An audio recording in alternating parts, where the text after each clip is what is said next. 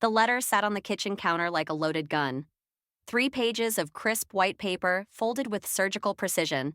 Exactly what I'd expect from my father, the dentist who measured his life in millimeters and perfect angles.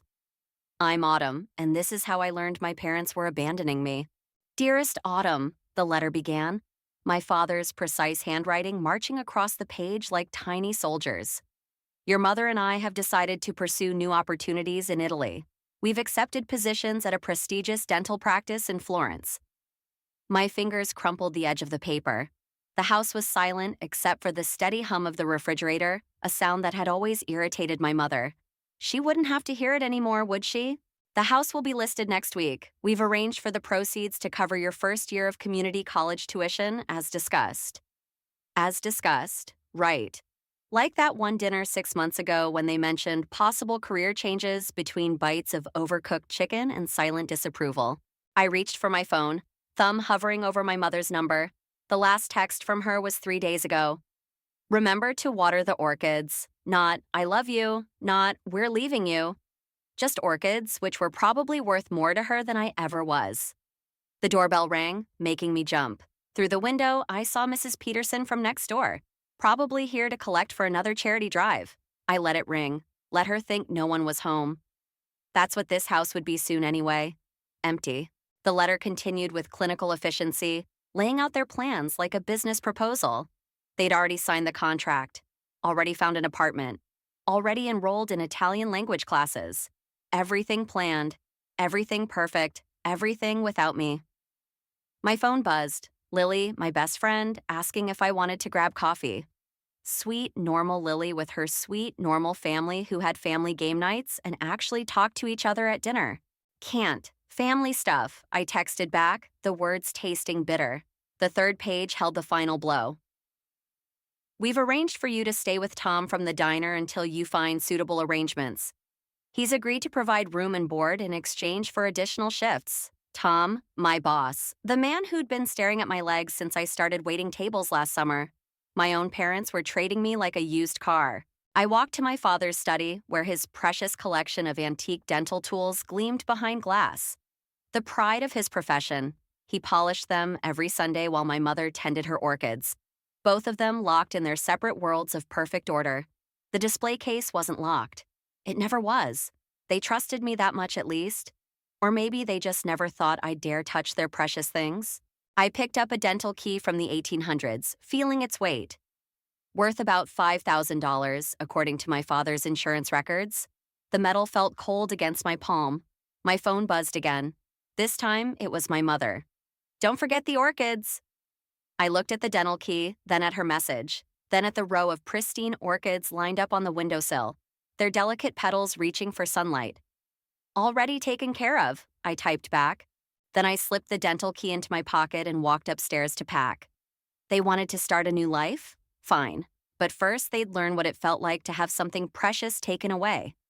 The orchids could die of thirst for all I cared. I had plans to make, and they didn't include being the good, obedient daughter anymore. Let them find their perfect life in Florence. I had my own version of justice to serve, and it would be anything but perfect. I sat at Lily's kitchen table, watching her mother pack lunches for her younger siblings. Ham and cheese for Tommy, peanut butter for Sarah, each sandwich cut diagonally, each apple sliced just so. Mrs. Chen hummed while she worked, her movements a dance of practiced affection.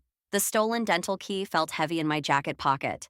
I'd wrapped it in one of my mother's silk scarves, another small revenge she wouldn't discover until Italy. You're sure you don't want to stay with us? Lily asked, pushing a plate of cookies toward me. Her mother had baked them this morning, filling the house with warmth and cinnamon. We have the spare room. I shook my head, fingers tracing the wooden grain of their kitchen table. Tom's offering free rent plus my regular salary. I need to save for college. The lie tasted bitter, but it was better than admitting I was plotting something that would make their kindness feel wasted. Mrs. Chen paused her lunch packing. That diner owner, the one who... She exchanged a look with Lily that made my skin crawl. He's fine, I said quickly. Professional, another lie. But I had plans for Tom too, now that I knew what kind of man he really was. My phone buzzed. Mother? I let it go to voicemail like I had the last 6 calls. She was probably checking on those damn orchids again. Have you talked to them? Lily asked, her voice soft with concern. Maybe if you explained. Explained what? The words came out sharper than intended. That good parents don't abandon their kid? That normal families actually talk to each other? That my father's probably sleeping with his new partner already? Mrs. Chen dropped a lunch bag. What partner? I pulled up Instagram on my phone, found Angela's profile. There she was, tagged at a dental conference in Milan 3 months ago. My father's arm around her waist, both of them smiling like they shared a secret. The timestamp matched his business trip perfectly. Oh, sweetheart. Mrs. Chen's hand was warm on my shoulder. I shrugged it off, not trusting the comfort. It's fine, I'm fine. I stood up, nearly knocking over my chair.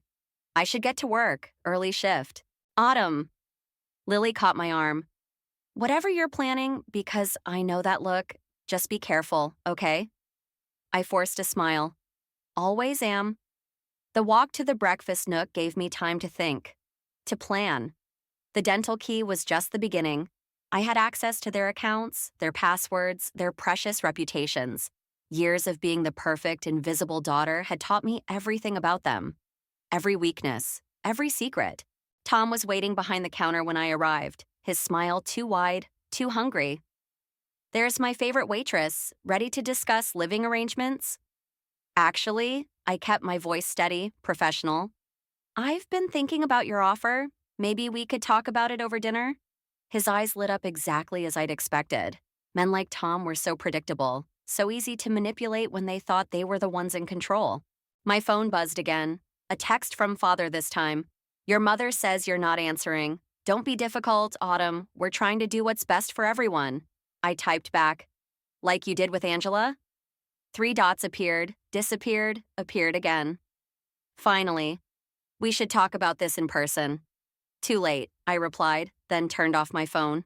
Tom was still watching me, probably imagining our dinner, imagining what would follow. He had no idea I'd already found the security footage from the diner's back office, or that I knew about the missing cash from the register he blamed on other waitresses.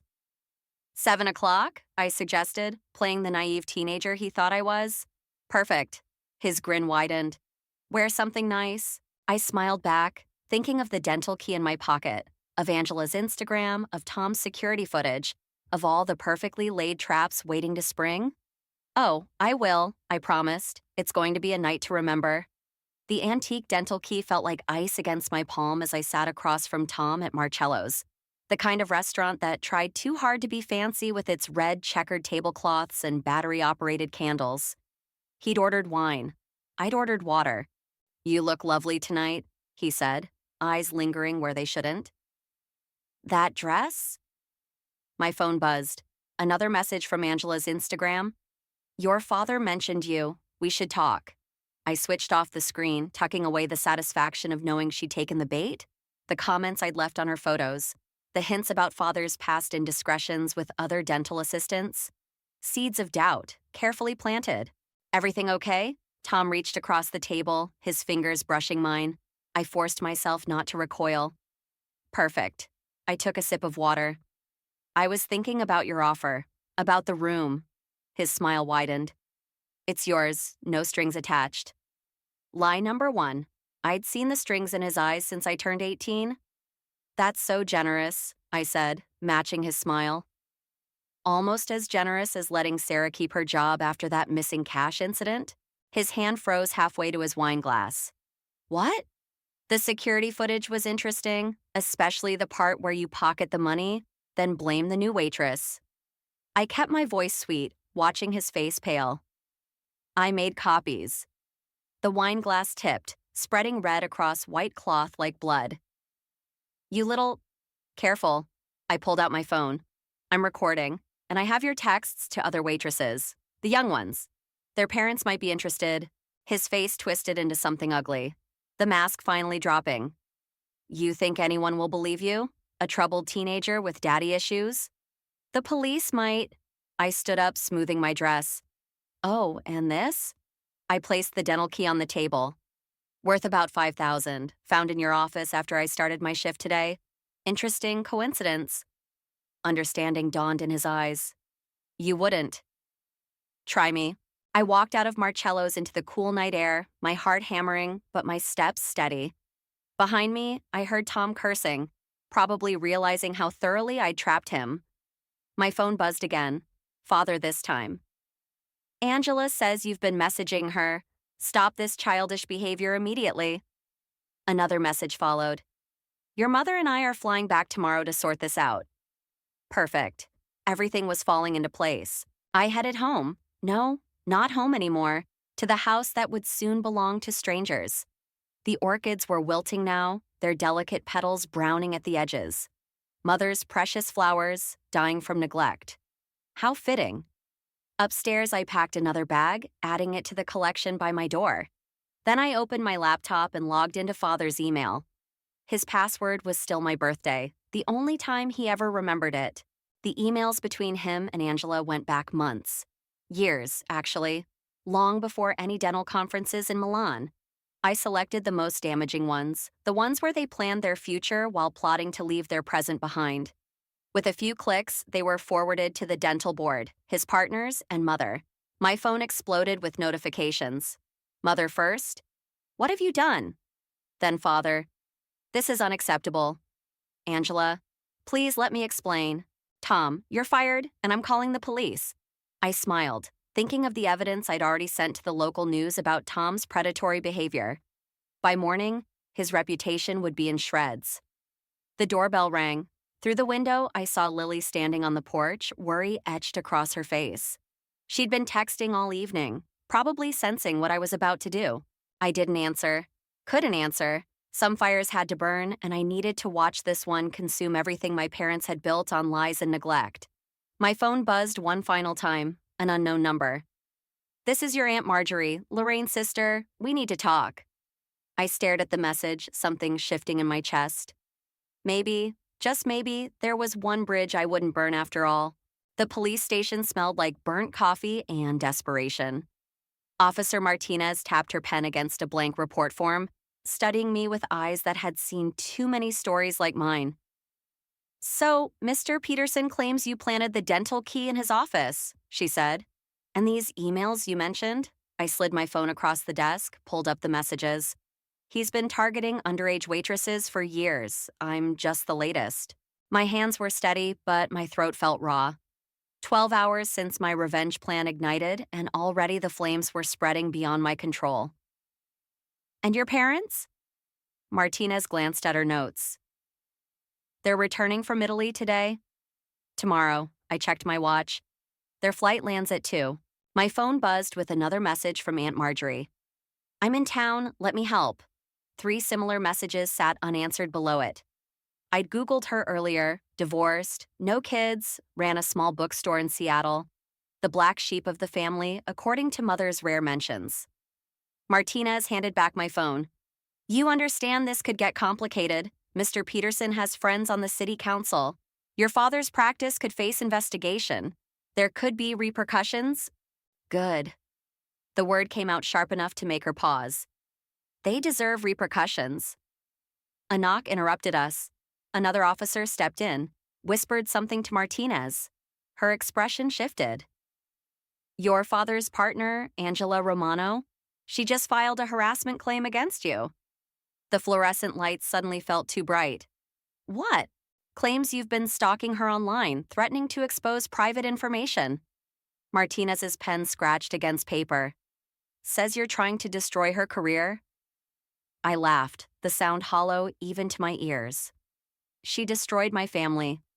Did she? Or did your parents make their own choices? The question hit like a slap. Before I could respond, my phone lit up with a text from Lily. Tom's at my parents' restaurant. He's telling everyone you tried to blackmail him. People are believing him? Of course they were. Why wouldn't they believe the respected business owner over the angry teenage girl? I have proof, I said, but my voice wavered. The security footage, which you obtained illegally.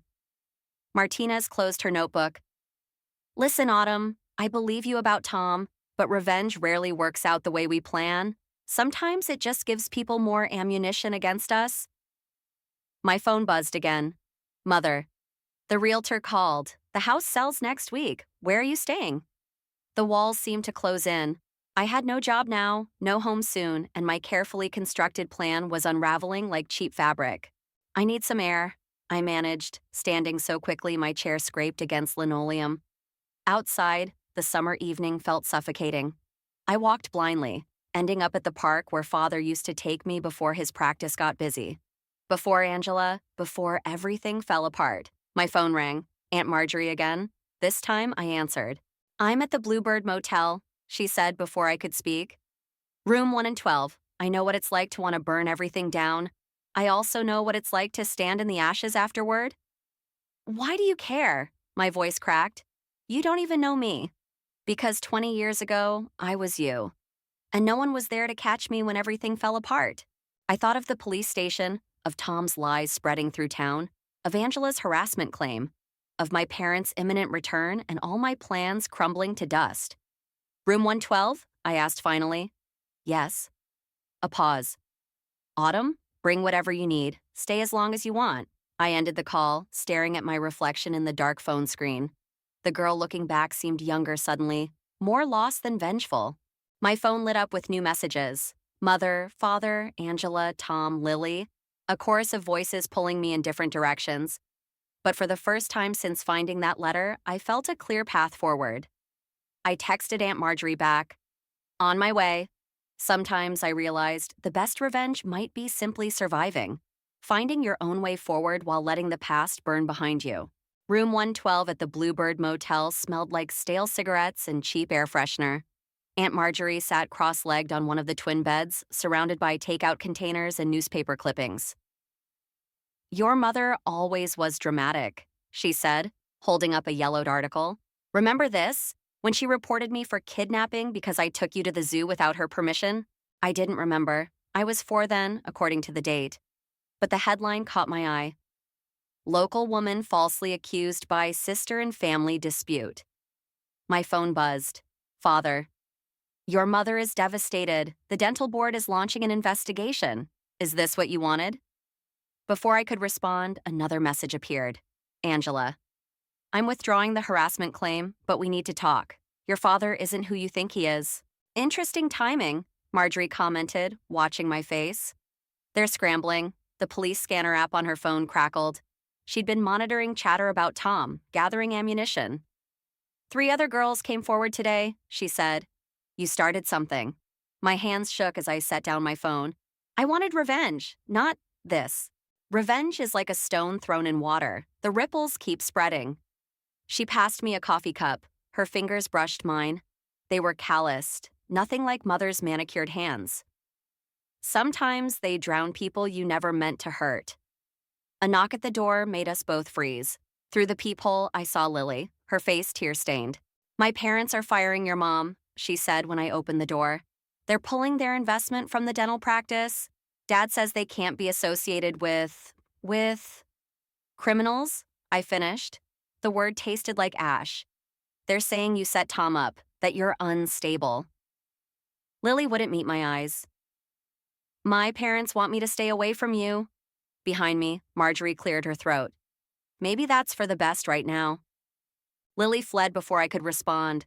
I watched her disappear into the parking lot, remembering all those nights at her family's kitchen table, pretending I belonged there. My phone lit up again. "Mother. The house sale fell through. The buyers saw the news. Everything we built is falling apart. Are you happy now?" Marjorie's hand settled on my shoulder. "You know what the hardest part about revenge is? Realizing it won't fix what's broken inside you." "I'm not broken," I snapped, but my voice cracked. "No?" She gestured at the newspaper clippings. 20 years ago, I tried to destroy your mother's reputation.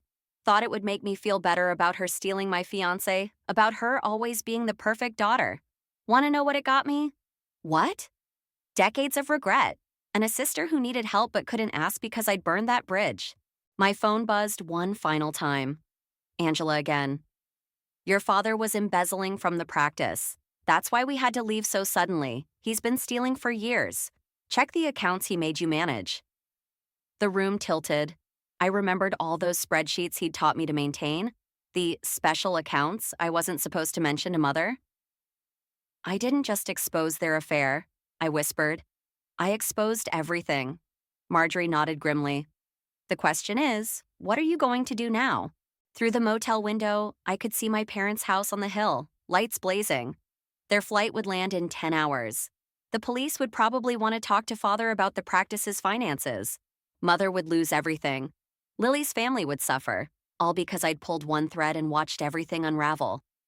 I wanted them to hurt like I hurt, I said. But not like this. Marjorie's scanner crackled again. A detective requesting files on Richard Marshall, DDS. The stone I'd thrown was creating a tsunami. Sometimes, Marjorie said softly, the best revenge is choosing to stop the cycle of pain. I stared at my phone, at all the messages waiting for responses, at all the lives I'd upended in my quest for justice. Show me how, I whispered. Mother showed up at the Bluebird Motel at midnight, mascara streaked down her face, clutching her Hermes bag like a shield. I almost didn't recognize her without her perfect facade. They've frozen all our accounts, she said, pushing past me into the room. Your father, he's not coming back.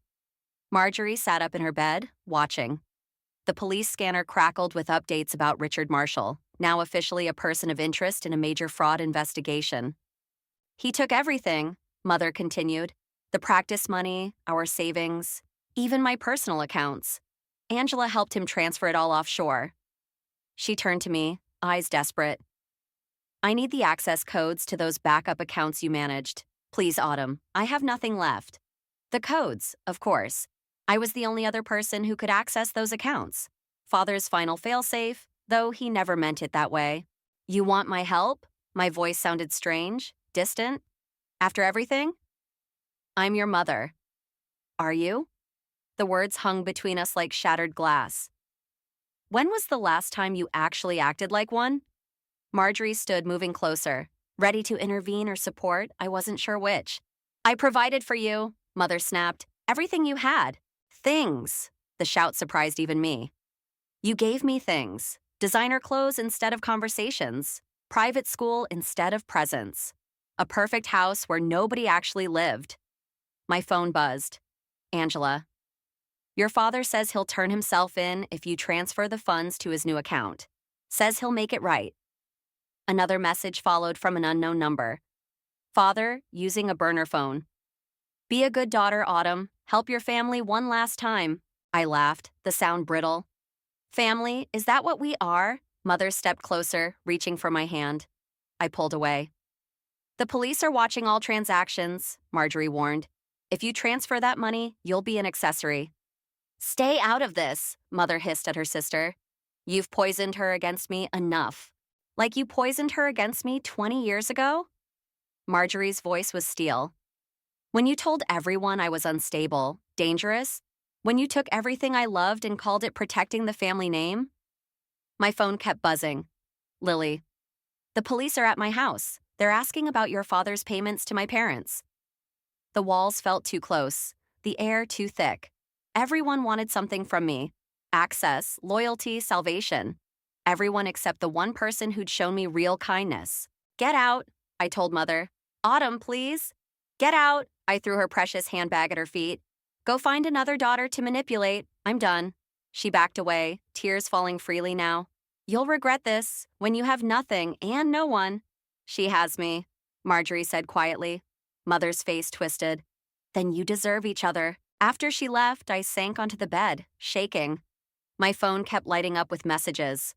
Father, Angela, Lily, the police. Everyone demanding answers I couldn't give. What do? I whispered. Marjorie sat beside me, her presence steady. You could transfer the money, save your father, help your mother, be the good daughter they want. Or you could let it all burn, let them face the consequences of their choices like they made you face yours. The police scanner crackled again. They'd found evidence of more fraud, more lies. My father's perfect practice, my mother's perfect life, all built on deception. My finger hovered over Father's message. One transfer, and I could fix everything. Save my family, restore order, be the hero. But heroes shouldn't have to save their own villains. I turned off my phone. I need to tell the police everything I know, I said finally. About the accounts, the transfers, all of it. Marjorie nodded, understanding in her eyes. It'll destroy what's left of your family. No. I looked at her, seeing real family for the first time. It'll free me from people who were never family at all. The scanner crackled one last time. They'd issued a warrant for my father's arrest. Tomorrow, I'd help them serve it. Sometimes rock bottom is just the foundation you need to build something new. The police interview room felt smaller than the motel. Detective Martinez slid a phone across the table, my father's burner phone, tracked to a small hotel near the airport. He's asking for you, she said. Says he'll only surrender if you meet him first. Marjorie gripped my hand under the table. We'd spent the morning reviewing evidence, account numbers, transfer dates, all the careful records I'd kept thinking I was just being a good daughter. It's your choice, Martinez added, but we need him in custody before he leaves the country. My phone lit up with a new email. Father had sent a photo, him with Angela in Italy standing in front of their new dental practice. The subject line read, "Your future awaits." He thinks I'll still choose him, I said, my voice steady. That's why he's asking for me? Marjorie's grip tightened. You don't owe him anything. I know. I stood up. That's why I'm going. The hotel lobby smelled like desperation and cheap coffee, not unlike the motel. Father sat in a corner chair, wearing his expensive suit like armor, Angela nervously pacing beside him. Autumn? He stood, arms open for a hug I didn't give. I knew you'd understand. Family first, right? Is that what we are? I kept my distance, aware of the police waiting outside. Family? Of course. He gestured to Angela. We could be a real family in Italy. The practice is beautiful. You saw the photo. You could study dentistry, follow in my footsteps. Angela stepped forward, all perfect smile and practiced charm. We have it all planned. Your father's associates can handle these little financial misunderstandings. Little? I pulled out my phone, opened the spreadsheets. You stole millions, ruined dozens of lives. The Chens lost their restaurant investment. Lily's family? Business is complicated, Father interrupted. You're too young to understand. I understand perfectly. I met his eyes. You never saw me as a daughter. I was just another asset, something to manage. His smile faltered. That's not true. Everything I did was for you. No. The word cut through his excuses. Everything you did was for yourself. Mother, me, your patients. We were just convenient covers for your greed. Angela touched his arm. Richard, we need to go. The flight. You're not going anywhere. I stepped back toward the lobby doors. Except to jail. Understanding dawned in his eyes. You're wearing a wire. I learned from the best, I said as police flooded the lobby. How to keep records, how to plan ahead, how to betray family. He lunged forward, but Marjorie was suddenly there, stepping between us. Touch her, she said quietly, and I'll add assault to your charges. Father's face twisted with rage as Martinez cuffed him. I gave you everything. No, I watched them lead him away, Angela crying as they separated them. You taught me everything about lies, manipulation, using people. I just finally learned to use those lessons against you. Outside, Mother waited by a police car, looking small without her designer armor. Was it worth it? She asked. Destroying our family? You destroyed it long ago. I turned to Marjorie. I just finally found a real one. My phone buzzed one last time. Lily. Just heard about your dad's arrest. You okay? For the first time in weeks, I knew the answer. Better than okay, I typed back. Finally free. Marjorie's arm slipped around my shoulders as we watched the police cars pull away. Ready to go home? Home, not the perfect house on the hill or some fantasy practice in Italy, but a small apartment above a bookstore in Seattle where family meant more than appearances and love wasn't measured in account balances. Yeah, I said, deleting my father's email without opening it again. I'm ready. Sometimes the best revenge isn't about destroying your enemies. It's about building something better from the ruins they left behind. The police sirens faded into the distance, carrying away the last pieces of my old life. Ahead lay something new, something real, something that felt, finally, like truth. The box of letters sat on Marjorie's kitchen counter. Yellowed envelopes tied with faded ribbon. Each one contained a check, sent monthly to my mother over the past 20 years. Each one returned, uncashed. I couldn't stop trying, Marjorie said, stirring honey into her tea. Even after everything she did, even after she chose Richard over me, over family, she was still my sister. Through the bookstore window below, I watched customers browse shelves I'd helped organize. My college acceptance letter lay between us, the scholarship award making tuition at Seattle University possible. Why didn't you tell me sooner? I asked, touching the envelopes. About helping Mom? Would it have changed anything? She passed me a cup of tea. Sometimes people need to find their own way to forgiveness. My phone buzzed. A text from Lily. Miss you. Parents finally understand? Can we talk? Another message followed, from Mother. Visiting your father today. He's asking about you. I set the phone down without responding. The trial had ended last week, Father accepting a plea deal that would keep him in prison for at least 5 years. Angela had turned state's evidence, revealing even more fraud than we'd known about. You know what I realized? I pulled out the antique dental key, now evidence tag-free. I thought revenge would feel like winning, like finally being seen. And it felt empty, like chasing shadows. I placed the key among the letters. I was so focused on making them pay, I almost missed finding something real. Marjorie's bookstore bell chimed below. The afternoon rush would start soon, students seeking quiet corners, regulars attending our weekly poetry readings. A community built on words and warmth instead of appearances and accounts. I found this while unpacking, Marjorie said, sliding a photograph across the counter. My mother and her, as teenagers, arms around each other, laughing at some forgotten joke.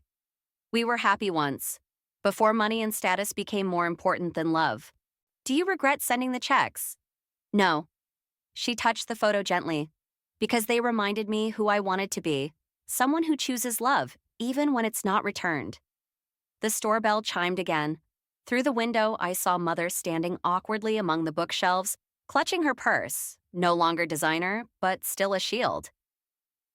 She's been coming in, Marjorie said quietly. Every Tuesday, buys a book, sits in the corner, leaves without speaking. Why didn't you tell me? Some bridges need to be rebuilt slowly, one plank at a time. I watched Mother find her usual corner, pull out a book, one I'd recommended to other customers last week.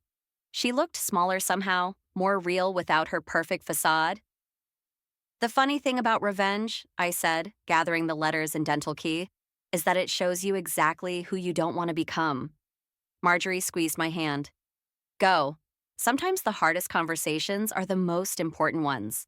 I descended the stairs slowly, letters in hand. Mother looked up as I approached, her eyes widening at the familiar envelopes. These belong to you, I said, placing them on her table. Both the help and the hurt. She touched the letters with trembling fingers. Autumn, I'm not ready to forgive, I cut in, but I'm ready to stop letting anger choose my path. A tear slid down her cheek. The book you recommended last week, it was beautiful. We get new ones every Thursday, I said. If you're interested. She nodded, understanding the olive branch for what it was. Not forgiveness, not yet, but maybe something like hope. Above us, Marjorie began preparing for the evening poetry reading. Soon the store would fill with voices sharing stories of loss and love, of bridges burned and rebuilt. I touched the dental key in my pocket one last time, then left it on Mother's table before walking away. Some weapons are better left unused. Some victories come not from destroying the past, but from building a future strong enough to survive it. The store bell chimed again, welcoming new readers, new stories, new possibilities. And in that sound, I finally heard something that felt like peace.